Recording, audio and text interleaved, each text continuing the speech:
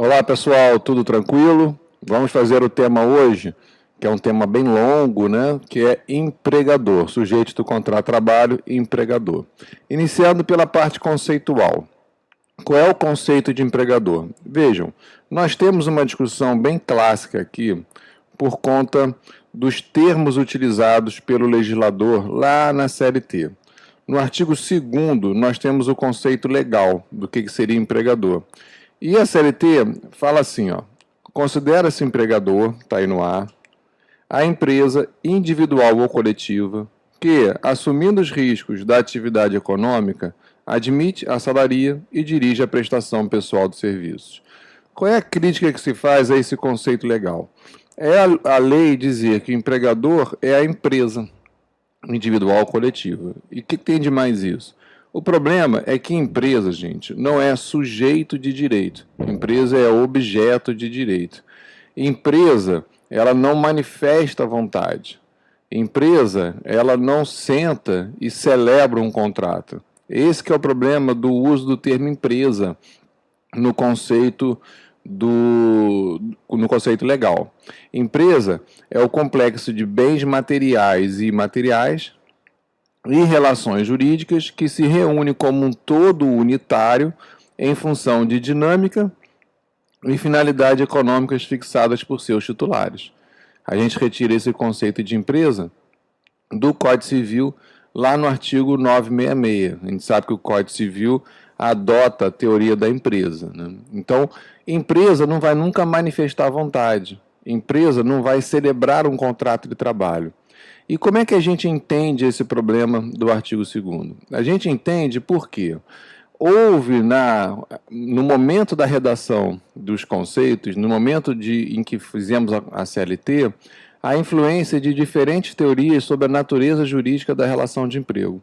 As teorias contratualistas, que entendiam que a relação de emprego, sim, tem natureza contratual, mas tentando encaixar a relação jurídica de emprego dentro de uma das figuras clássicas do direito civil, o que não foi bem aceito, porque a gente não tem como comparar contrato de trabalho com contrato de compra e venda, onde você vende alguma coisa, você vende um objeto que seria energia de trabalho, de jeito nenhum, porque não tem como a gente dissociar a energia de trabalho da pessoa do trabalhador.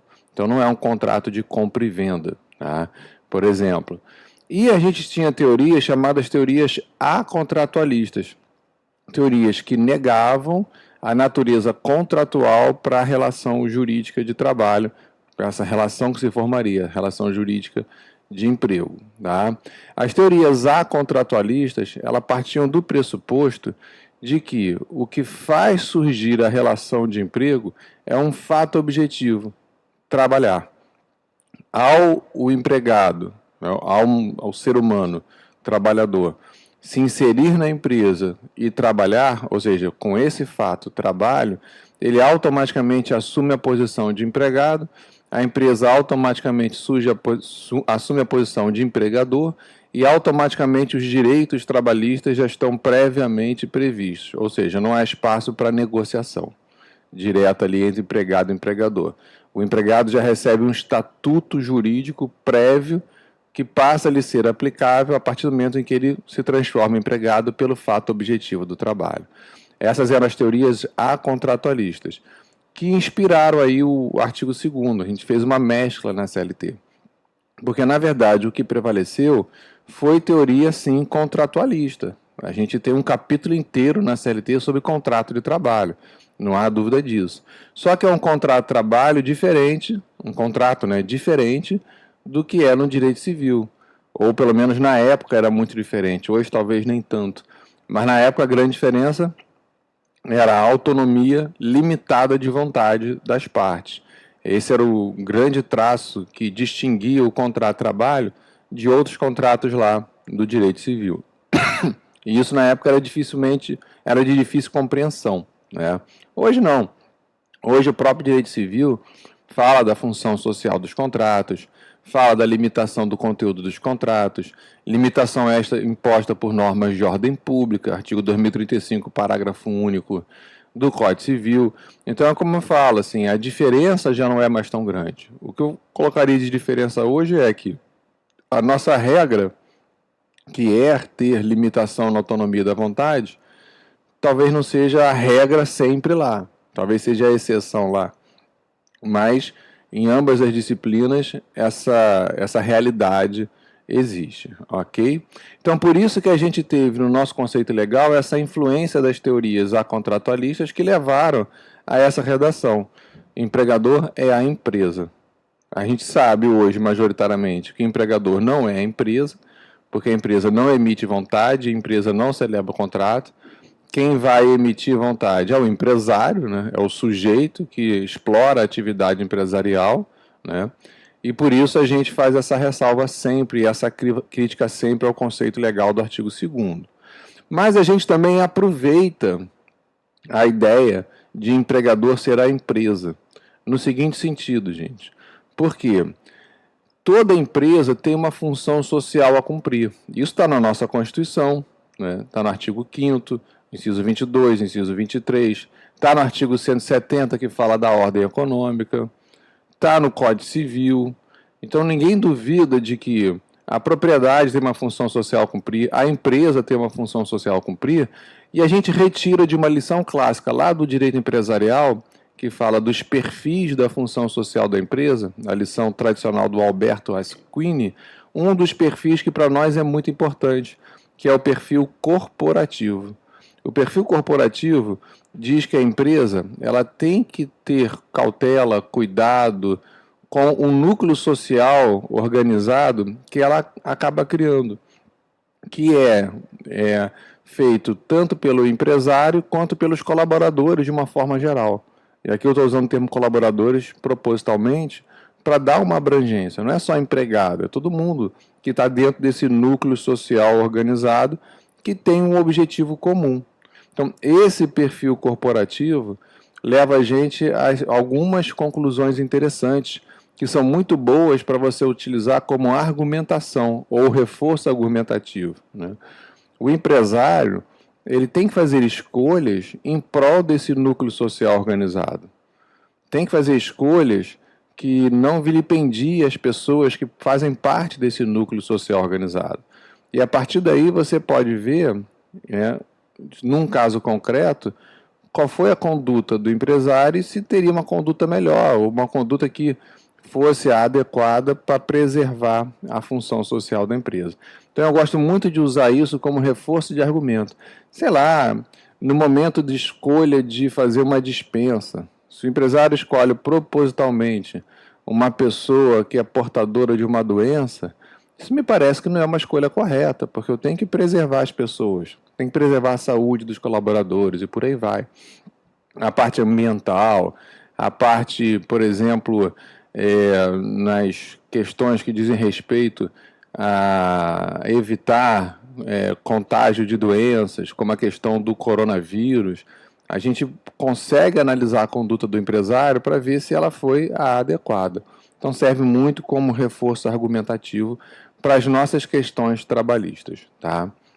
E aí não vamos confundir empresa de estabelecimento. Estabelecimento, a gente também tem um conceito legal. Está no artigo 1142 do Código Civil, que diz para a gente, deixa eu botar aqui no ar, que diz para a gente que estabelecimento é todo complexo de bens organizado para exercício da empresa, por empresário ou por sociedade empresária. Isso é estabelecimento. E aí nós temos algumas lições clássicas aqui importantes que vão reverberar no estudo da sucessão de empregadores, que é o seguinte: é comum a gente ter a empresa com um estabelecimento. Esse é o comum, tá? Mas uma empresa pode ter vários estabelecimentos, ok? Assim como hoje também é comum a empresa nem ter estabelecimento. A gente tem hoje empresas que são meramente virtuais. Usam um endereço virtual também e a empresa não tem estabelecimento formado, tá? Por que é importante a gente ter essa noção rápida de estabelecimento? Porque muitas vezes, quando você passa um estabelecimento para frente, você está passando apenas a parte física, sem empresa. Pode acontecer. Você tem um imóvel onde você desenvolvia a sua empresa, você retira a sua empresa daquele imóvel, por exemplo, e você depois transfere o imóvel pura e simplesmente. Nesses casos, a gente não vai ter sucessão trabalhista, quando você apenas vende um imóvel, sem atividade empresarial. Agora, quando você passa um estabelecimento com a empresa organizada ali, ou seja, você está transmitindo, ainda que em parte, a atividade empresarial para outrem, aí existe a sucessão trabalhista. Então temos que tomar muito cuidado, tá, gente? Por isso que a gente tem que separar bem esse conceito de empresa do conceito de estabelecimento, tá? E aí, uma questãozinha interessante. Se a CLT diz que empregador é a empresa, como é que eu faço com aquelas pessoas que contratam empregados, mas que não têm atividade empresarial? O legislador teve esse cuidado no parágrafo 1º do artigo 2º. Olha aí na tela. Ó. Equiparam-se ao empregador, para os efeitos exclusivos da relação de emprego, os profissionais liberais, as instituições de beneficência, as associações recreativas ou outras instituições sem fins lucrativos que admitirem trabalhadores como empregados. Perceberam? O legislador teve que fazer uma arrumação. Se empregador em regra é a empresa, aquelas pessoas que não têm atividade empresarial e contratam empregados, como é que ficam? A arrumação foi essa, empregador por equiparação. Qual é a crítica que a gente faz? Ninguém é empregador por equiparação. Ou você é empregador ou você não é. Não é assim? Por isso que, no final das contas, a gente acaba entendendo que empregador, olha só como é simples, é quem contrata empregado. Empregador é a pessoa natural, a pessoa jurídica, ou pode até ser um ente despersonalizado, condomínio tal, que contrata um empregado, que contrata uma pessoa natural para prestar serviço. Aí vai lá, com subordinação, onerosidade, habitualidade, enfim, com aqueles requisitos todos que a gente já conhece. Então, essa história toda que a gente vai utilizar, óbvio, ela acaba nessa constatação simples, que empregador é quem contrata empregado. Contratou empregado, tem uma pessoa trabalhando naqueles moldes, você não consegue ser outra coisa além de empregador naquela relação jurídica, ok? E é também do artigo 2º que a gente retira uma característica muito importante para o empregador, que é o poder diretivo. Vamos esmiuçar esse poder diretivo? Olha só, gente, o que é o poder diretivo? Onde é que aparece o poder diretivo?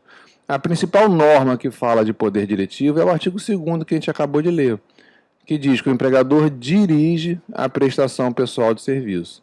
Mas a gente tem outras passagens da CLT que também falam de exercício de poder diretivo.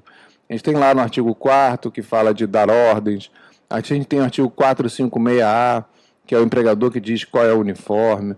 A gente tem o 468 e parágrafos que fala de reversão à carga efetiva.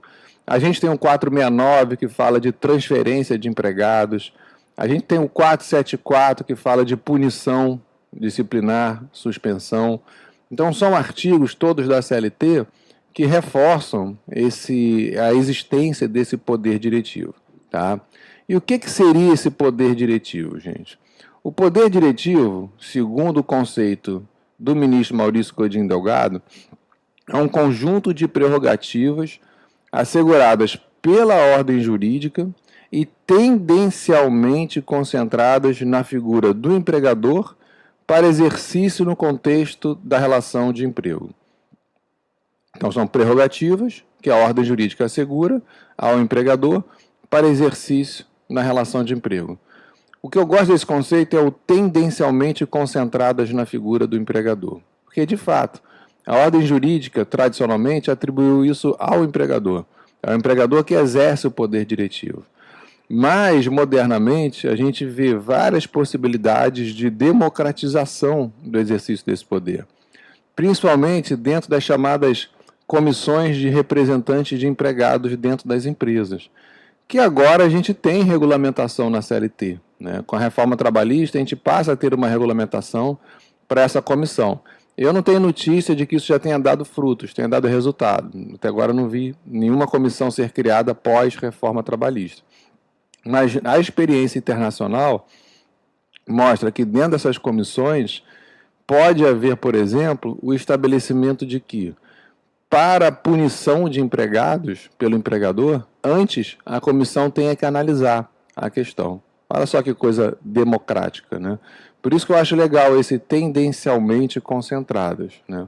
É ainda uma prerrogativa do empregador? Sem dúvida nenhuma, tá, gente? Mas tudo aponta para a democratização, tudo aponta para uma relativização, tudo aponta para uma participação maior dos trabalhadores também no exercício desse poder, ok? Mas por hora aqui no Brasil, isso é muito incipiente. A gente ainda está dentro da visão mais clássica, de que o empregador é que faz o exercício do poder diretivo. Perfeito? O fundamento jurídico para o poder diretivo já passou por alguns momentos, né? Começou com a ideia de fundamentar na propriedade privada, o que foi descartado, até porque muitos empregadores não são nem proprietários, né? E de qualquer forma a propriedade privada ela também tem uma função social a cumprir. Já passou pela ideia do institucionalismo, que é aquela ideia de que a empresa é uma instituição que está num grau de importância para a sociedade acima dos interesses dos próprios atores privados. Ou seja, teria uma função social e isso que geraria o poder patronal. Institucionalismo, gente, cai sempre numa ideia de ambiente ditatorial. Esse que é o problema. Por quê? Porque quando você justifica que a empresa é uma instituição que tem interesse público, você começa a autorizar a intervenção pública dentro das empresas, o que não é o nosso caso, já foi, né? Mas não é mais, e o Brasil não adota essas teorias. Também já tentou se justificar como delegação de poder público. Essa então fica mais frágil, porque a atividade empresarial é uma atividade privada. O direito do trabalho é do ramo do direito privado, são interesses privados. Tem uma forte intervenção pública no sentido de regular, mas o interesse que ali se majoritariamente envolvido é o interesse particular, o interesse privado. Tá? Então, o que acaba fundamentando pela teoria majoritária? É a natureza contratual, é o contrato.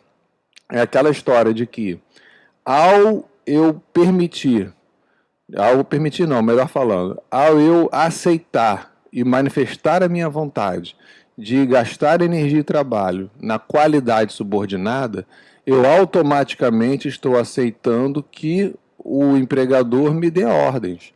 É daí que surge o poder diretivo. É o reverso da subordinação. A partir do momento que eu sou subordinado, automaticamente nasce o poder diretivo, tá?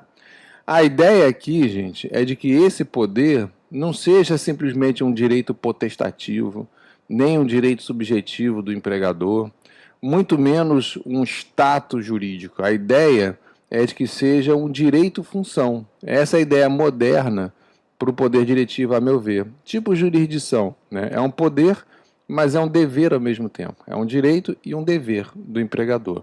Por quê? Porque em vários momentos o empregador tem que usar o poder diretivo em prol da comunidade, em prol do próprio trabalhador. É o caso, por exemplo, do empregador que tem que afastar do ambiente de trabalho um empregado que seja assediador, ou então, nas questões ambientais, o empregado que não cumpre as regras, que pode causar acidente para todos, ou o empregado que não usa EPI, que pode acabar ele ficando doente. Então não é só um direito, não é só um poder, é um dever também que o empregador tem. Perfeito? E aí vamos lembrar, gente, como todo poder, como todo direito, tem que ser exercido dentro dos seus limites. Se o empregador abusar, se o empregador for além do que ele pode ir, o empregado automaticamente vai poder resistir. Ninguém é obrigado a cumprir ordens ilegais. Claro que no contexto da relação de emprego, a gente tem sempre uma dificuldade, que é a dificuldade do trabalhador, por ser vulnerável, muitas vezes acabar cedendo a ordens, mesmo contra a sua vontade. Agora, o empregado tem que agir também com limites. Sei lá, ok, me mandou fazer hora extra. Eu sei que é ilegal, mas eu vou abaixar a cabeça e vou fazer porque eu quero manter o emprego. Ok, você está se prejudicando porque está trabalhando além do que deveria, mas você não chega a cometer um ato ilícito. E aí que vem o problema.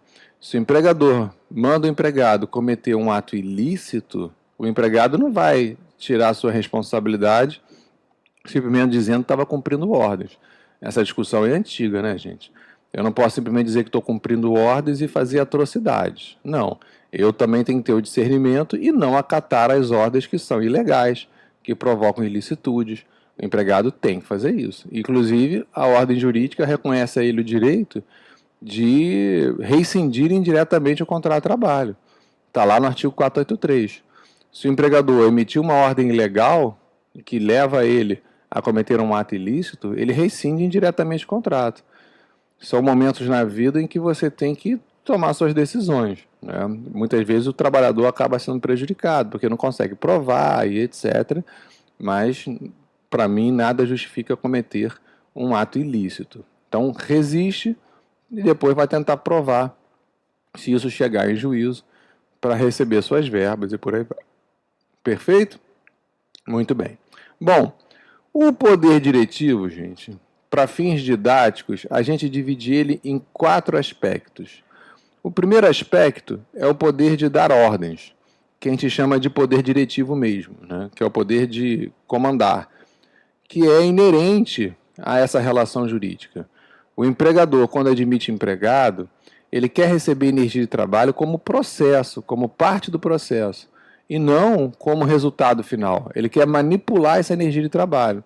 Então, o empregador, ele faz questão de dar ordens, de comandar, de dizer como vai ser, como não vai ser, enfim. É o empregador que vai dizer como a prestação de serviços vai funcionar. Não é assim? Então é inerente, é natural esse poder de comando. Tá? Nesse poder de comando, o empregador vai dizer tanto como será o processo do trabalho, né, como que vai fazer as coisas, como que vão se desenvolver as etapas do trabalho, e como vai organizar toda a parte de estrutura, de ambiente, né, o ambiente de trabalho, tudo isso vai ficar por conta do poder diretivo. Ele que vai dar esses comandos. Perfeito? E aí, obviamente, se ele pode comandar, se ele pode dar as ordens, se ele pode organizar o espaço, organizar o ambiente de trabalho, a gente acabou reconhecendo que ele também tem o poder de regulamentar essas ordens. É o que a gente chama de poder regulamentar.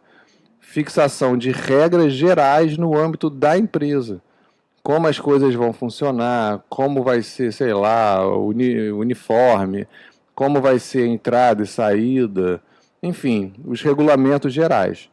E aí existe um instrumento clássico no qual o empregador faz isso, que é o regulamento de empresa.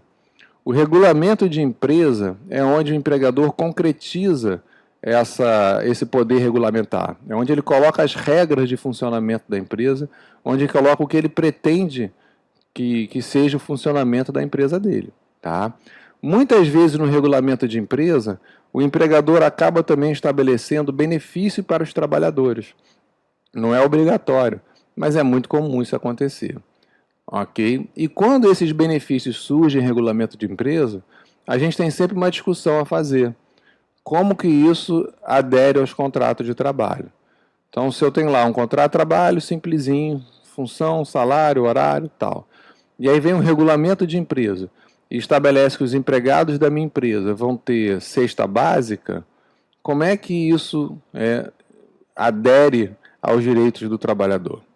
Entendimento clássico, majoritário, até hoje. Regulamento de empresa tem natureza de adendo ao contrato, de aditivo contratual, de cláusula contratual. Então, todos os benefícios que o empregador coloca no regulamento de empresa vão se incorporar ao contrato de trabalho.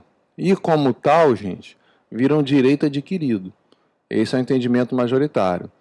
Tanto que o TST já deixou pacificado que eventuais alterações dos regulamentos de empresa prejudiciais não alcança os empregados que já estavam trabalhando sob a égide daquele regulamento de empresa.